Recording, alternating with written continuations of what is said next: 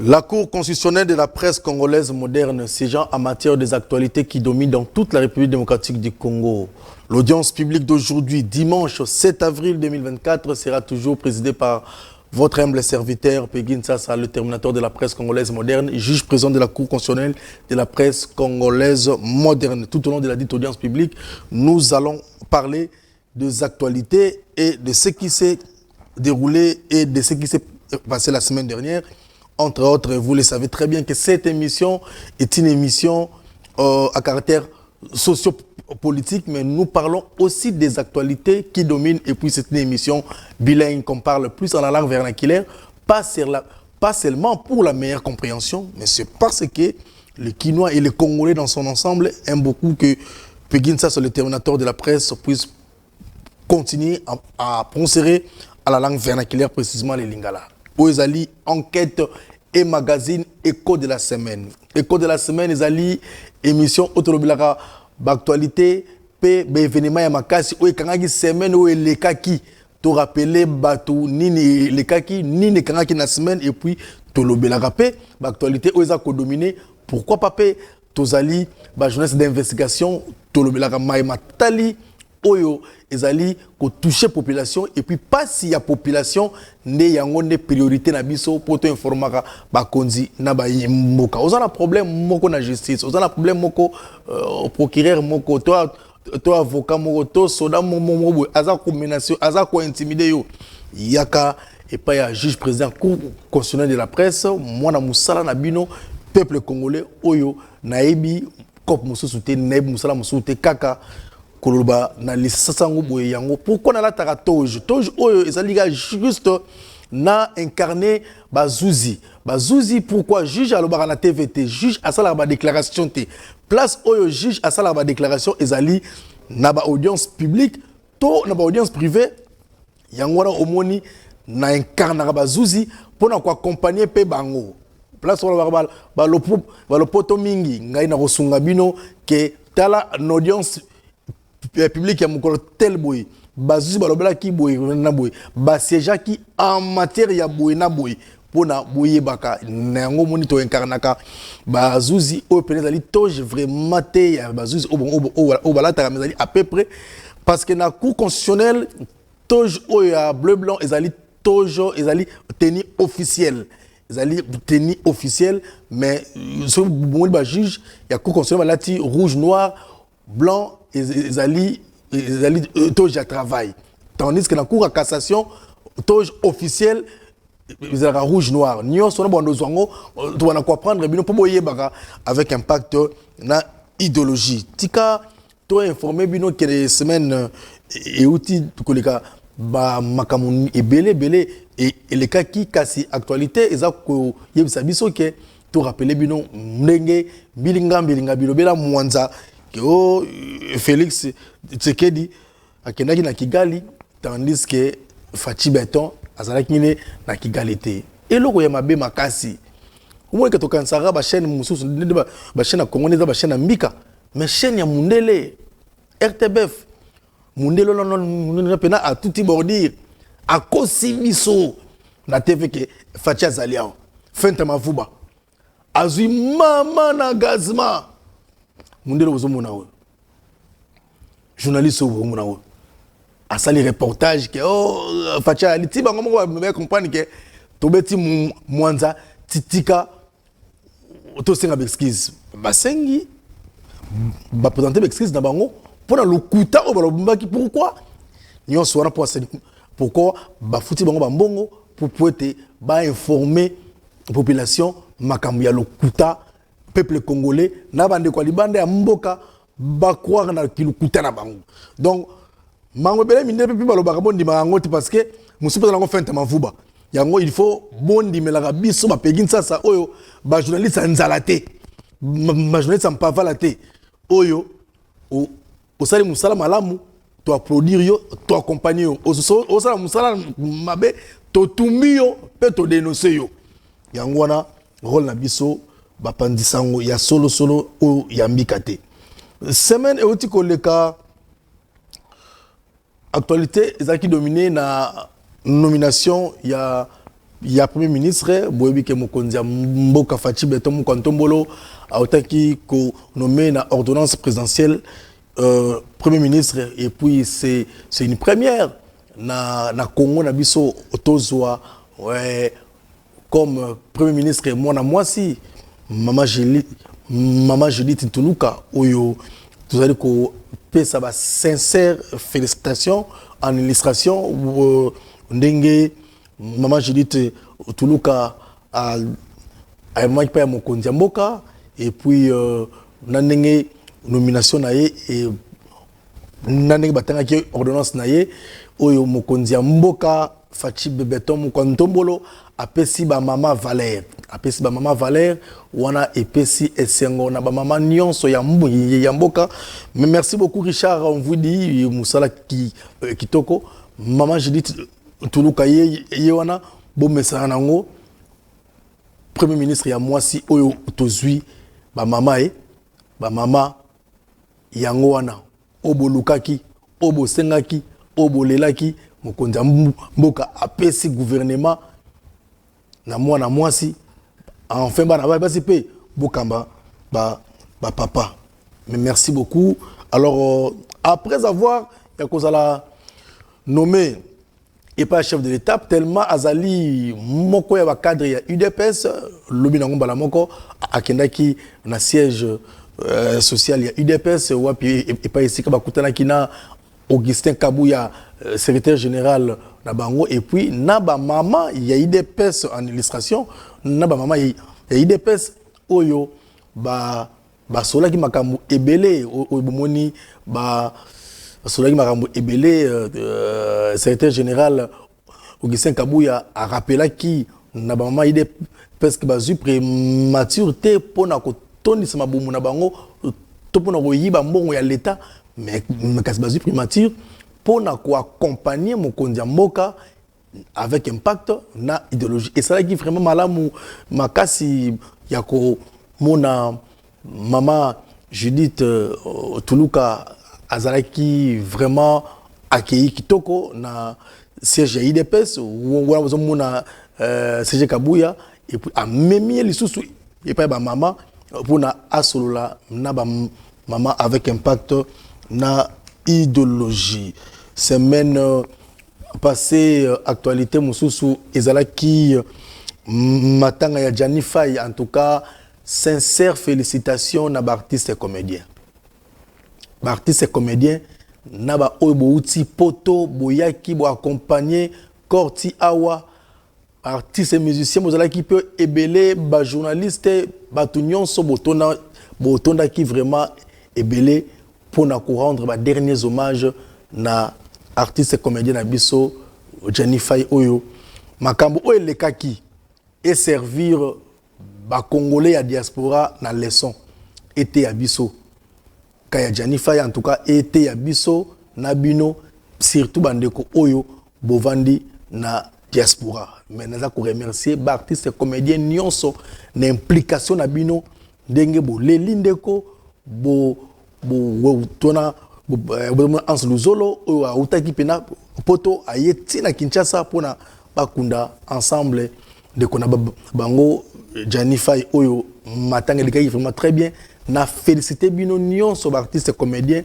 na ya diaspora na ya Kinshasa wana masalangai comme la Duchesse en tout cas merci na ba artiste nyonso la Duchesse merci beaucoup na o nyonso bosali pona kokunda Jani Faye. Dossier mususu ezali dossier bandeko na ngai naza ko senga na ba pasteur ba mpaka ya mangomba boyeba ko silisa moto boyeba ko boma moto oyo eza koleka entre pasteur Mike Kalambai na pasteur Erosala nga pasi makasi po ngai pegin sa le terminateur de la presse juge président cour constitutionnel de la presse na yebi relation oyo ya Mike Kalambai na Moïse Mbi sike banda baza batu oyo kutu omoni bagere zo leka oyo na ba réseaux sociaux yango te kutu ba ola vraie cause ya guerre ya Mike Kalambai na Moïse Mbiye bango mibaleka bayebi. Peut-être ngai en tant que journaliste d'investigation il m'a indu ça na yebi mais nako détailler té na toile et surtout que ce sont des hommes de Dieu. Ne confondons pas des histoires. Baba Saïd Nzambe, il faut respect mais et aussi la bien dans les réseaux sociaux. Passer Mike Kalambai azana bandimi. Passer Moïse Mbiye azana bandimi et puis baza bandeko to uti musika. Na sengi na mama ya Mike Kalambai, mama oyebi. À l'époque, tolia fufu na ndaku et papa Mike Kalambai na kalemele mes places zaki chez Daniela ngai pasteur Moïse Mbiye pasteur Mike Kalambai ba Alain Boyebi ba jino c'était tout Boyebi relation oyo uti musika. Alors on a sengi pe na basaila na Nzambe na ba collaborateur na bino ya solo bocha na se boza bandeko na ko détailler ma mususu awate mais boza bat o kambara milimo et ça la salité et ça la bienté nazani mutamai Kalambai ni mutu ya passer Moïse Mbiye mais attend que muta idéologie et puis boyebi ba relation aussi ka to mananga na bino la lingi botika makamona et ça la salité surtout la corps de Christ et ça la salité et ça la salité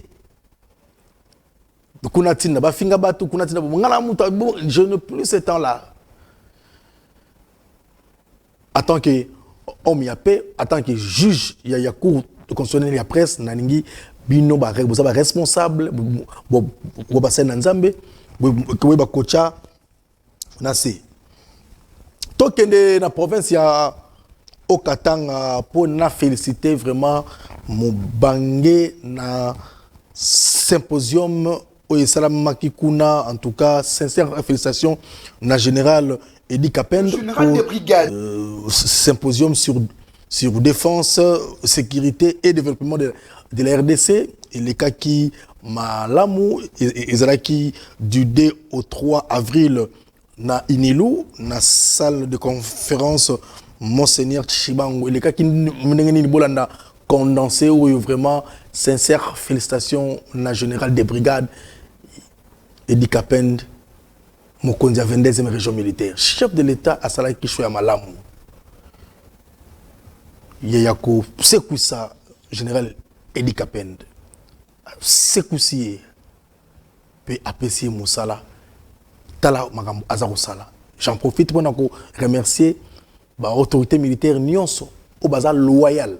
S'il y a des soldats de militaires au bazar loyal envers le chef de l'État, je cite Fachi Beton Tombolo, le terminateur de la presse à Kosarate, général Edi Kapend, Azo se servir yon la loyauté Nyonso pe na fidélité. Tala Mambasali. Comme si vous y étiez, suivons les images, soyons vraiment attentifs. Comme on dit en latin, le verbe audir, écouter et entendre. Richard vous dit c'est parti. Le général des brigades Edi Kapend a pris part du 2 au 3 avril 2024 au symposium sur la défense, la sécurité et le développement du Grand Katanga. Ce congrès qui s'est tenu à l'université de Lubumbashi dans la province du Haut-Katanga a été organisé par cette université en collaboration avec la 22e région militaire des forces armées de la République démocratique du Congo qui dirige le général des brigades Edi Kapend. Parmi les participants, l'on cite le gouverneur de la province du Haut-Katanga, Jacques Kabula Katwe, les officiers de l'armée congolaise, les organisations de droits de l'homme, le professeur d'université et les étudiants représentés. Pendant 2 jours, 17 communications réparties en 3 panels et 6 axes de réflexion ont permis aux chercheurs civilo-militaires d'ajuster les tirs dans les mariages entre armées, forces de sécurité et population civile afin de proposer des pistes de solutions, améliorer la citoyenneté et construire la nation.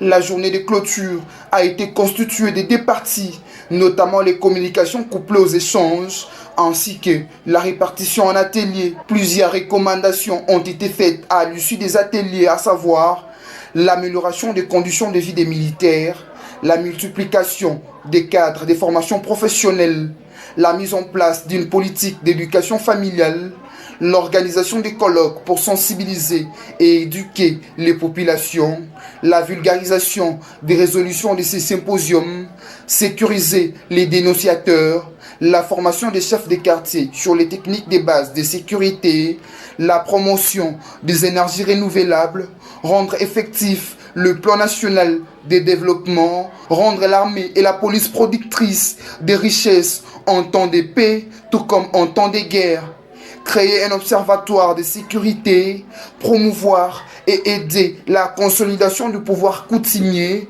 renforcer la communication entre l'armée et la police. Dans son discours de clôture de ce symposium, le général de brigade Edi Kapen a remercié le recteur de l'INILU ainsi que tous les participants pour la richesse des exposés en soulignant que les fossés qui existaient entre l'armée et la population viennent d'être comblés. Voilà l'occasion pour moi de dire merci au commandant suprême, le président de la République, Félix Antoine Tshisekedi, pour avoir accepté que toutes les réflexions qui vont dans le sens de rechercher la solution pour la culture de la paix devaient passer. Et le chef d'état-major général m'a dit autorisé. Messieurs, mesdames, ces sens de recherche des solutions, de défense, de sécurité pour le développement continuent. Je vais remercier tous les gouverneurs de nos 4 provinces. Ils se sont déplacés avec tous les conseils de sécurité de chaque province pour assister à ces échanges. Parce que chacun, quand il va rentrer, devra tirer ce qui est essentiel pour l'adapter à la spécificité des problèmes que connaissent chacune des provinces. Si le professeur est savant venu de Kinshasa, de Goma, de Bukavu et de partout ailleurs, c'est grâce à vous que notre thème a dépassé les limites de la 22e région militaire. Ainsi, votre rapport fera des résultats de ces réflexions, une matière que d'autres régions militaires, pourquoi pas notre état-major général avec la bénédiction de la haute hiérarchie pourra exploiter positivement pour en faire davantage. À vous tous étudiants, étudiantes, à cette chorale majestueuse et à tous les services de protocole, les forces armées représentées par la 22e région militaire vous disent merci. Le recteur de l'université de Lubumbashi, le professeur Gilbert Kishiba Fitula, a quant à lui loué l'initiative et il a demandé aux participants de porter, transporter et entretenir les conclusions de ces symposiums. En général, je voudrais vivement saluer ici l'initiative qui n'est pas coutumière. Les forces armées représentées par la 22e région militaire vous disent merci. Le recteur de l'université de Lubumbashi, le professeur Gilbert Kishiba Fitula, a quant à lui loué l'initiative et il a demandé aux participants. Topesi mbote na ba officier militaire nyos ba tala biso kuna na 22e région militaire kuna kobana na capitaine Emma, colonel Moulolo, Kondia Sifa et puis Soudan Nyonso Bakadogo Et puis, Aristote Mbemba, Tongo Sanarate, nous sommes vraiment la personne courage pour accompagner le général Edi Kapend dans Moussala Ouazosala Malamu pe Makasi. En tout cas, nous allons continuer à communiquer autrement et le communiquer parce que le général Edi Kapend a Kanga Ouazosala Moussala Makasi malgré que la presse militaire et ça n'a pas élément Moussou écoule les KT. Mais il faut auto-avouer que le général Edi Kapend est en train de travailler et puis il restera loyal et fidèle au chef de l'État, Félix Antoine Tshisekedi Tshilombo. Tous on a Kinshasa, Awa David Yanzambe, Azalaki, candidat maléré. Kuna na mboka na bango kuna tota mazongi Kinshasa asengai ke aleka na mwa indusa alors l'actualité est belée bolanda moi condensé il y a résumé il y a des propos naïe avec impact na idéologie Richard Onvudi et Jonas Minga. C'est parti.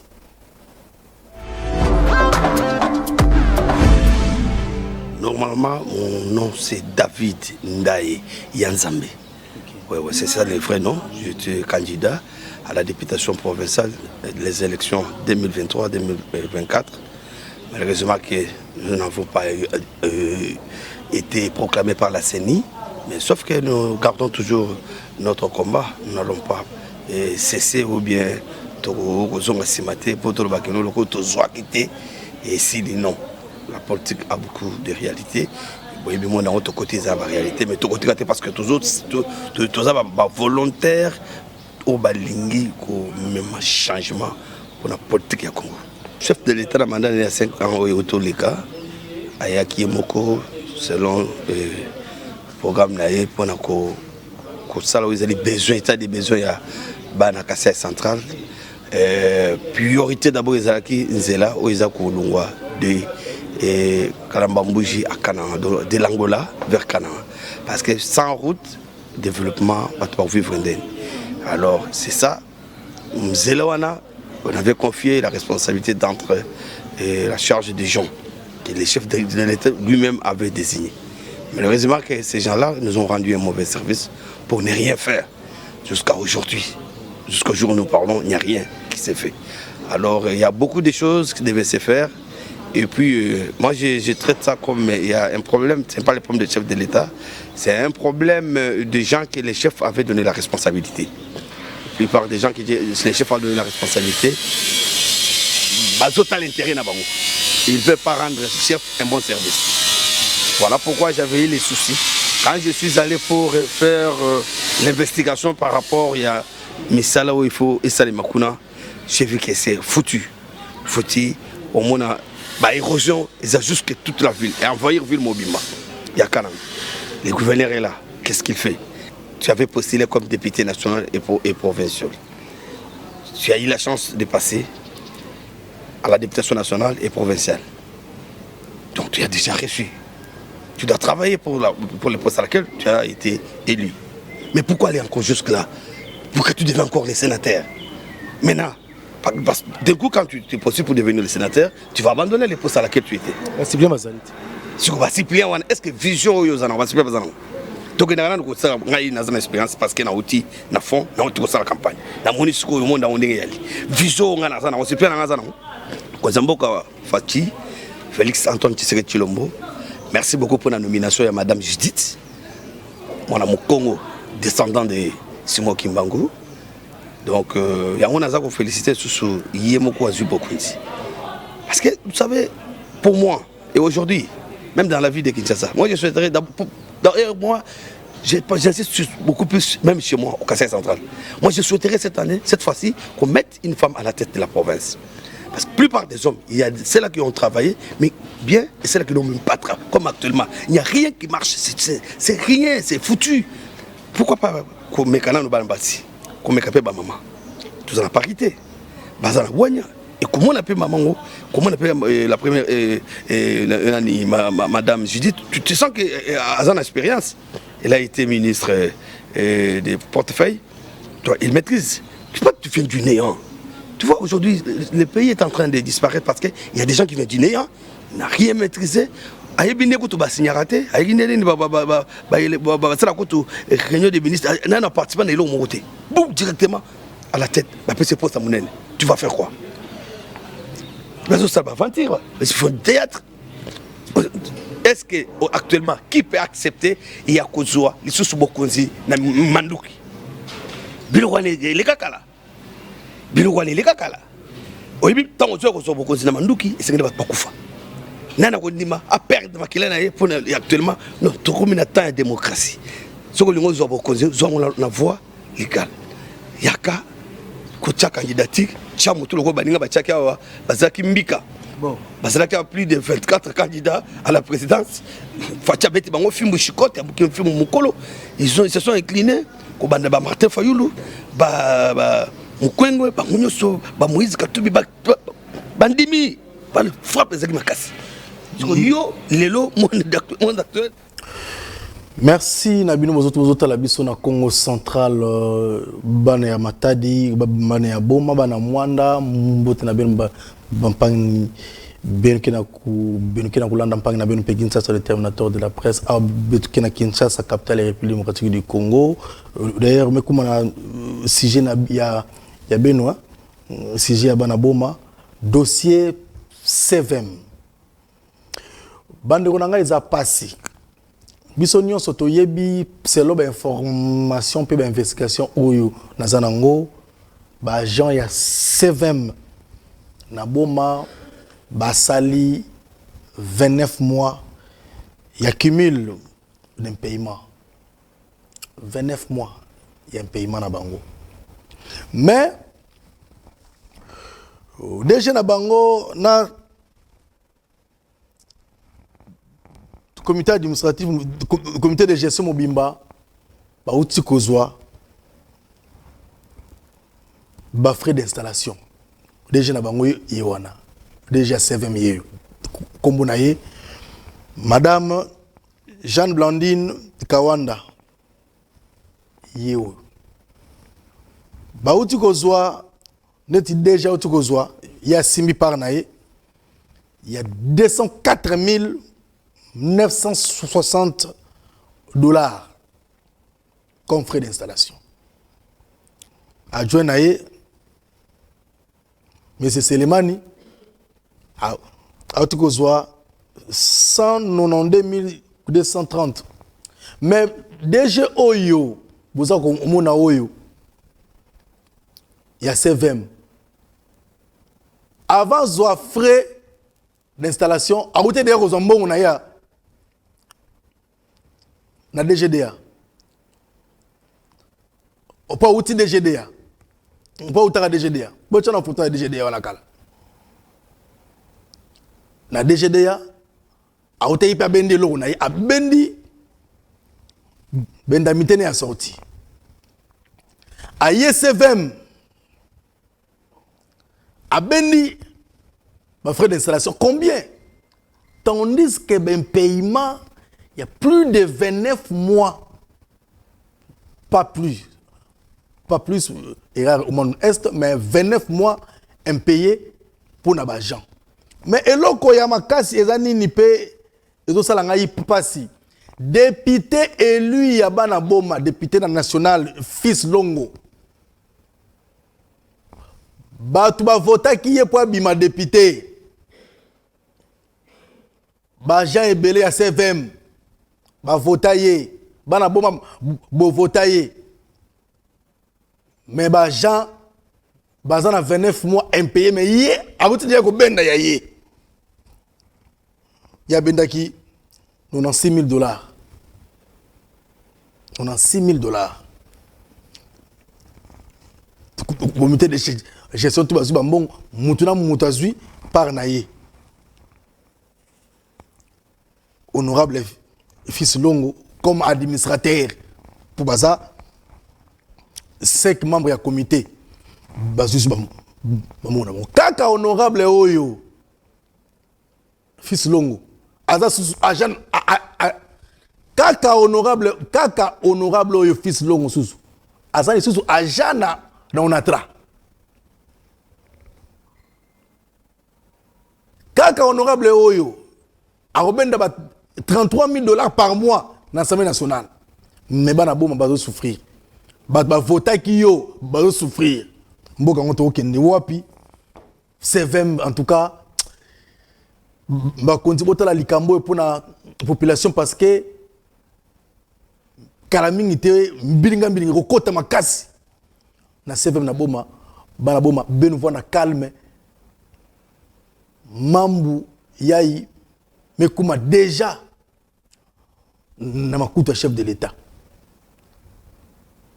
Mais Bouamboula ya usamu fumu anikuwa et puis fumu déjà aneme guara déjà. Solution que voilà mais ben nous savons que baina benu ke voter baina benu ke voter ke en tout cas mettre la benu. Tokoti na dossier mususu na dossier il y a ba gouverneur. Kalamingi te ba élection ba sénateur na ba gouverneur.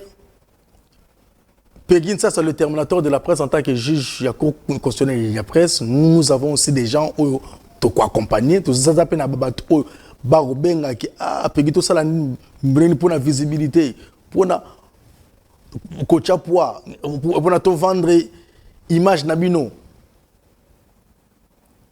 Na Congo central, malgré que les gens ignorent, même si vous multipliez les Français en désordre, même si vous avez un cabal nabino, ticket, il y a gouverneur Guibandou, professeur Val Massamba, puis il y a jeunesse intellectuelle. Gouverneur Guibandou, il y a jeunesse, il y a IDPS, jeunesse et union sacrée.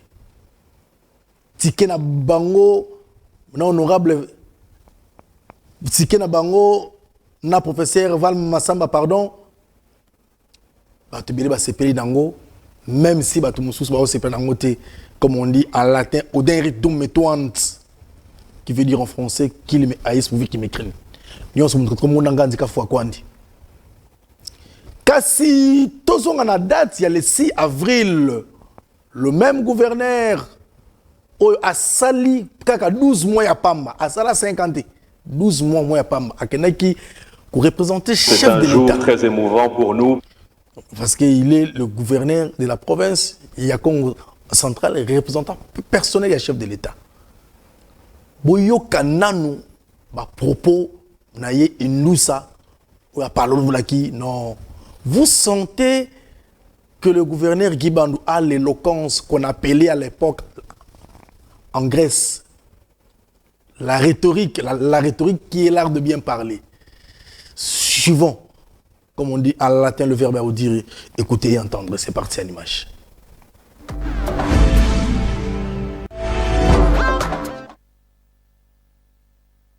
C'est un jour très émouvant pour nous parce que toute la planète et aujourd'hui tout le monde est conscient du combat du prophète Simon Kimbangu pour la libération de l'homme noir. Non seulement la libération physique, mais surtout sa libération spirituelle.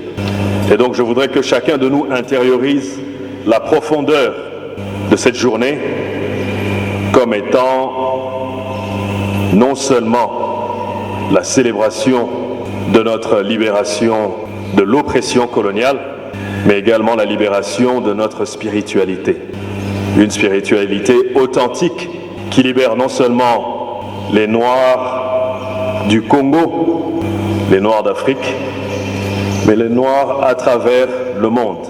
Au nom du Père, du Fils et du Saint-Esprit. Une année exactement depuis qu'il a plu à son Excellence M. Félix-Antoine Tshisekedi Tshilombo, président de la République et chef de l'État, que j'ai l'honneur en ce jour de représenter, de hisser la date du 6 avril en une journée fériée, chômée et payée sur toute l'étendue du territoire national en commémoration du combat mené par Tata Simon Kimbangu pour la prise de conscience africaine face au colonialisme, au néocolonialisme, à travers ses prêches sur l'émancipation de l'homme noir vis-à-vis de son colonisateur. Combat par lequel naquit l'église kimbanguiste il y a de cela 103 ans. Cette page d'histoire sombre, enfouie au plus profond de nous-mêmes et qui nourrit une certaine révolte, une amertume et une prise de conscience qui se transmet depuis de génération en génération. Quoi de plus normal que de voir aujourd'hui la nation tout entière s'incliner devant la mémoire de notre Père spirituel qui a tant milité jusqu'au prix de sa vie pour la libération du peuple noir. Ainsi, la date du 6 avril, au-delà de revêtir le caractère festif à la lumière de ce qui est prescrit dans le psaume 37 de Papa Simon Kimbangu Kiangani, j'ai cité « Peuple noir, réjouis-toi car le royaume des cieux est descendu sur terre ». Elle appelle aussi à une prise de conscience car le même psaume continue en disant « Dieu le Père, le Seigneur Jésus, le Saint-Esprit sont venus parmi vous, noirs, comme vous, en Afrique. » La province du Congo central que j'ai l'insigne honneur de gouverner s'estime heureuse de porter ce message divin à la base de l'éveil spirituel en Afrique en particulier, mais aussi dans le monde en général. C'est aussi ici le lieu de rappeler le rôle ô combien important qu'a toujours joué dans la politique congolaise l'Église kimbanguiste, pour qui le respect de l'autorité de l'État est le premier de ses 12 préceptes. Ainsi, pour paraphraser son éminence Papa Diangenda, au Congo, qu'on le veuille ou non, Kimbangu est capable par la personne du Christ de guider les hommes politiques et c'est à l'Église kimbanguiste qu'il doit revenir d'apporter la solution aux problèmes politiques. Pour terminer, je tiens à vous garantir l'accompagnement de l'exécutif provincial dans l'exercice de la mission qui est la vôtre, consistant à apporter le message de Tata Simon Kimbangu à travers le monde entier.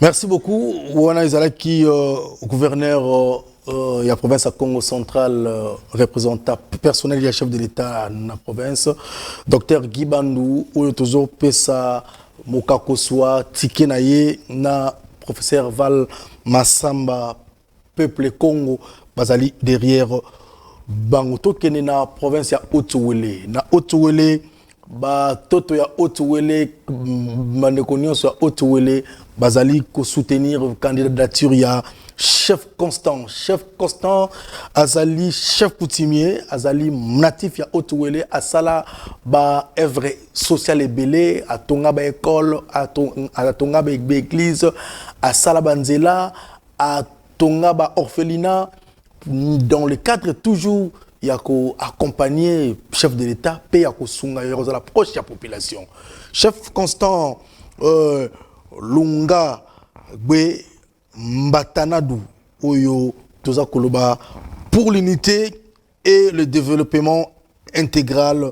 Donc bana Haut-Ouélé ba toto ya Haut-Ouélé ba senga na ba député na bango po ba vota ke ba voter bango ticket ya chef constant yewana chef constant Oyo adjoint ye comme vice-gouverneur azali mone ya IDPS. Donc chef constant yewana soki boye ba été nambala semande bokozwa portrait et puis ba activité ba eleme belé auto ko accompagner ye peto ko laxabino chef constant azana biso tolingi batu ya boye batu asika boye oyo azana maboko pembe oyo ana mwe loko na ye ezate ozu mutu mo ya mpavala mutu mo ya pour déranger mboka Haut-Ouélé et vous avez beaucoup de chef constant sous la bénédiction du chef de l'État, Félix Antoine Tshisekedi Tshilombo. Toke na province ya Okatanga, batoto ya Okatanga, jambo yeno jambo sana, musicheke tunapima Swahili, en tout cas tukua pa ku Kinshasa, mie ndokwenu pegin sasa le terminateur de la presse congolaise moderne. En tout cas, pour nabino na Okatanga, bato bele bazo polémiquer. Ou alobi mbika e fulani pakala bozo combattre moi na bino ya mabele oyo azo tambola na vision chef de l'État Jacques Kabula Katwe Wandani, gouverneur très compétent, très dynamique, là ça n'engage que moi. La majorité a battu au combattre, on va soutenir le chef de l'État. Mokonza Mbokaza mettre plein. Jacques Yaboula, Mukubwangu, va nous calmer. Aux en appui, il y a bana Okatanga Mobimba, bana Lumbashi Nyonso. Et surtout que Jacques Yaboula a même unité à Sangisi Bikolo Nyonso, aux la Mukongo, Muluba, Mutetela, Muapi. Baza calme na Lumbashi, baza calme na Okatanga. Asali marabu belé action et belé Jacques Yaboula sali. Mais attends comment on dit maïté. N'est toujours dans le latin que au dernier dôme mais toi qu'il me haïsse pour qu'il me craigne. Bogo ina Yaboula. Mais bon banga force na yo azanango pour na quoi accompagner vision chef de l'État. Toké na Lualaba, Kouti, la Jeanne d'Arc. Na Lualaba Kuna, la Jeanne d'Arc, Maman Béton, le gouverneur Fifi Masuka, très combattu à Kosaranate, moi, maman, Bozomona. Bazo combattre, il est trop. Ah, t'as combattre. Mais, yende mutu azali candidate ya union sacrée et puis ticket na yepe eza bien oyo kalamingi te soki nzamba sungi troubé tatou pour déjà yemoko côté visibilité la communication excellence Fima Masuka félicitations la visibilité la communication aux sali action et belé maintenant tamuke siko zela ozwa parce que mandat na yo yango omoni bana nyonso ya Lualaba bana nyonso ya Lualaba ba sengi na ba député o ba vota que bo pe sa chance bo voter bango la Jeanne d'Arc Maman Béton Fifi Masuka pona à continuer ba action na ba misala o nyonso à continuer comme ça là pour avoir kotambola na vision chef de l'État. Le jaloux de Fifi Masuka vont maigrir. Et la colonisation durera très longtemps sans flatterie. Pour ça, on va mais maman Fifi Masuka, en tout cas, félicitations. Surtout que tu sois là, tu as des démos passe, ça me dépasse. Tu sois là, tu surtout dans la communauté, Nakoya, pour accompagner vision na yo et puis na misala o sali o mukimo imbayebi et puis mokonza mboka derrière yo. Batu balobi la fois passée sangwe panzana ki mukimo bimba ke André Wameso akufi. Excellence André Wameso, député élu à Songololo, le porte-parole de Babena Congo. Très fort et crédible, très combattu. Très combattu, mais jamais abattu. André Wameso aza vivant. André Wameso azali porte-parole de Babena Congo. André Wameso azali mu Congo de père et de mère. André Wameso azali muta indusa muta idéologie. André Wameso azali mu PPA Sika pour la province ya Congo central. Malgré que na Congo central ennemi à mu Congo zara ne connaît qu'à mu Congo. Aïna mu PPA Sika. Et puis azalaki coordonnateur il y a campagne à chef de l'État na Congo central. Nous l'avons accompagné. Bon moni musala o asalaki na pré-campagne. Campagne. Grâce na ye na ba notable et belé ya ba Congo nde lelo chef de l'État azuzoki ba voix belé na Congo central. L'implication il y a Tata Oyo, très intelligent mais très effacé. Oh André Wameso papa André Wameso aya na Congo aya na mokili pour na accompagner Félix Antoine Tshisekedi Tshilombo aya pour na poste place nyonyo so akokende place nyonyo so mo continuer à kochaye à servir mboka avec impact na idéologie le prévané que bomoni azali élu na provincial national et puis boyoki pe botali ba image oyo misa na rôle na fonction na ye en tant que Dirkaba chef de l'état Dirkaba Ecofin mayele ba lobbying o arosala faut to boire kele beloge abongi na lokumu ya kopesa valeur pe ya ko sécuriser. Lelo na cadre ya émission ya lelo gérant hommage na mutu moko o alingara libanga te alingara pe photo te alingara pe batanga kombo na été mais azape mu Congo proche pe chef de l'état mokonza mboka alingara ba Congo mingi ya Kulutu José Louvoizo émission oyo enquête magazine écho de la semaine na dédié ngo pana yo Kulutu José Louvoizo o ayebi o pa yebite ayebite Kulutu José Louvoizo alingara mabanga te photo te batanga kombo na été melolo na tangi kombo ne pourquoi pour l'entendre qu'il y a des gens au bazar très effacés calmes au bazar pour servir chef de l'état na loyauté nyonso na sincérité avec impact na idéologie. Alors tokene sikoyo na ba page noire et sengi na bino boyebarke na niveau ya Brazzaville ndeko biso Syriac Obili autiko perdre mutu munene na libota papa Gaston David Obili autiko kufa bolanda reportage oya communiqué oya page noire. C'est parti. Décès survenu le 1er avril 2024 en France. Les veillées se déroulent aux adresses suivantes. En France, au numéro 11, boulevard Camille 501, 7785 Lognès. À Brazzaville, 17e rue du 5 février 1979 à Poto. Le programme des obsèques vous sera communiqué ultérieurement.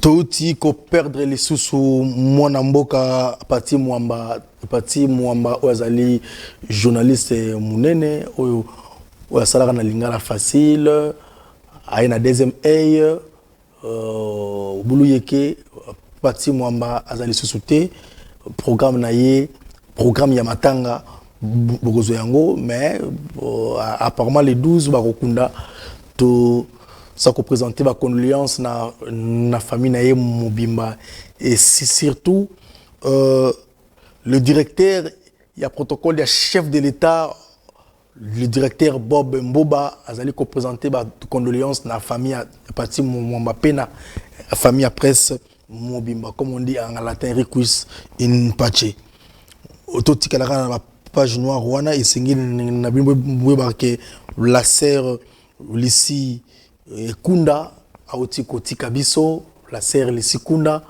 auti kotika biso programme pe soki tozui toko informer bino na kaka na be émission na biso et puis na chaîne na biso PES télévision tika to pesa pe félicitations na ba grand maître nyonso ndenge bolelaki pe kundaki grand maître Adolphe Malamu en image en illustration grand maître Adolphe Adeli Kike Fusimba aute ko tika biso nyonso likaki Malamu ngoni ba grand maître bangwana maître Baigon maître Chabert maître ba grand maître nyonso ba chian tout wana ba sawana et puis maître Adolphe a kufaki na ceinture noire c'est un dan mais à titre posthume ba kundiye pe ba honoré ba matie dan moko yango moni ba grand maître nyons ba keko latisa cercueil sentir ya ba grand maître pe dan moko so ba kisi donc akufina sentir noir huitième dan ou ba lié à titre posthume. En tout cas sincère félicitations à colonel ba organisation nyonso en tout cas oyo sali bolakisi bolingo vraiment ba grand maître nyonso ba athlète nyonso o bosali pona kolela pe kokunda maître Adolphe et sali plaisir na ba athlète nyonso pe na libota na bango mobimba. To comme na suka ya émission na biso enquête et magazine écho de la semaine toringito c'est une information moko yuti pa ya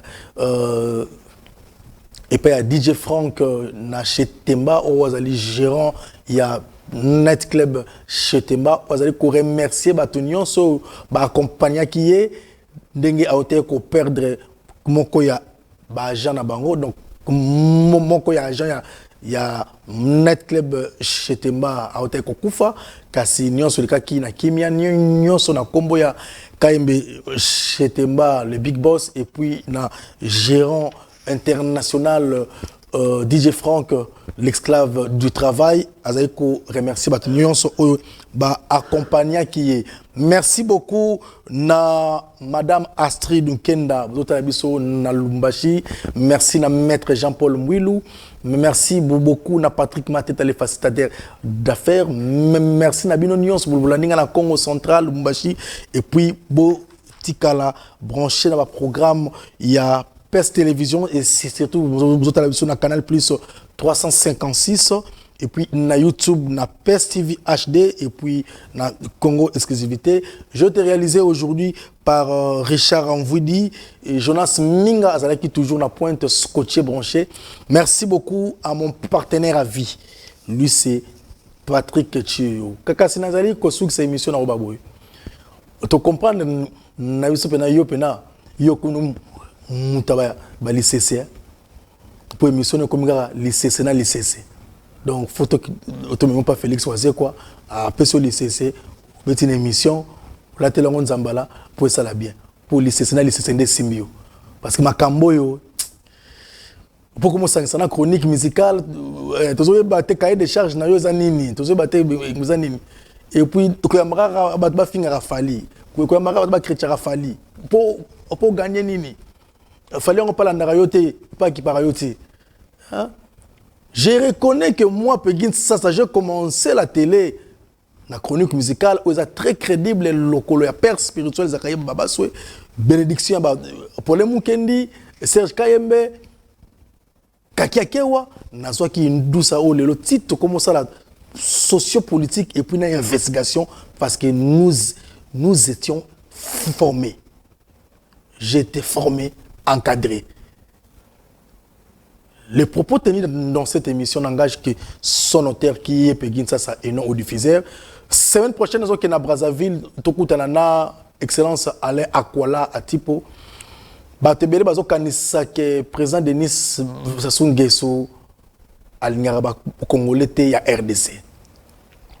Président Denis Sassou Nguesso, selon l'investigation, Oyongaï Nassali, Akoui Kolinga jamais. Lobo qu'on a à gauche et Katana, to Zoka. Pour Congo Kinshasa, Congo RDC, ils ont lobo qu'on a à gauche, il y a président Denis Sassou Nguesso. Congo Brazzaville, ils ont la makamuna yango. Ils ont la clause nango. Ils ont la makamuna yango mususu. Mais na bolingo ya Congo Kinshasa na Congo Brazzaville. Papa Denguez alingara Fachi Béton pe alingara ba Congolais. Pour Tozali, des capitales, Oyo, dans le monde entier, ils ont un biso kaka, biso na Brazzaville. Clin d'œil na colonel Gimpela, tout près du chef, toujours à Gardara, Papa Ochombe Kitoko, Mouébara. Bon, malibana bo polémique, bon à Kimberley City, bon simba mole monté. Audience, elle est Soukiao.